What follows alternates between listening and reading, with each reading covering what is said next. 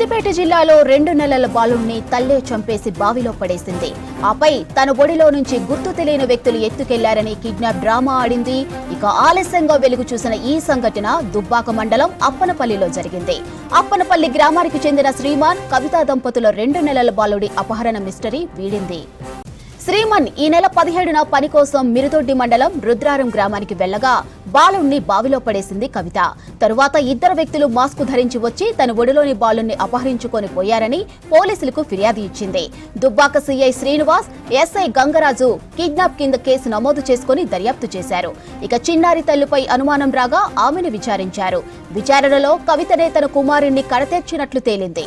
నిందితురాలు ఇచ్చిన సమాచారంతో పోలీసులు బావి వద్దకు చేరుకొని బాలుడు మృతదేహాన్ని వెలికితీశారు. సిద్దిపేట జిల్లాలో 2 నెలల బాలుణ్ణి తల్లే చంపేసి బావిలో పడేసింది. ఆపై తన ఒడిలో నుంచి గుర్తు తెలియని వ్యక్తులు ఎత్తుకెళ్లారని కిడ్నాప్ డ్రామా ఆడింది. ఆలస్యంగా వెలుగు చూసిన ఈ సంఘటన దుబ్బాక మండలం అప్పనపల్లిలో జరిగింది. అప్పనపల్లి గ్రామానికి చెందిన శ్రీమాన్, కవిత దంపతుల 2 నెలల బాలుడి అపహరణ మిస్టరీ వీడింది.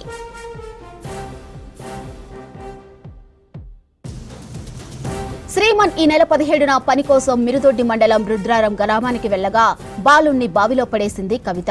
తరువాత ఇద్దరు వ్యక్తులు మాస్కు ధరించి వచ్చి తన ఒడిలోకి బాలుణ్ణి అపహరించుకొని పోయారని పోలీసులకు ఫిర్యాదు ఇచ్చింది. Dubbaka CI Srinivas, SI Gangaraju kidnap కింద కేసు నమోదు చేసుకుని దర్యాప్తు చేశారు. చిన్నారి తల్లిపై అనుమానం రాగా ఆమెను విచారించారు.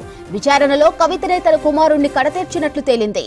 నిందితురాలు ఇచ్చిన సమాచారంతో పోలీసులు బావి వద్దకు చేరుకొని బాలుడు మృతదేహాన్ని వెలికితీశారు.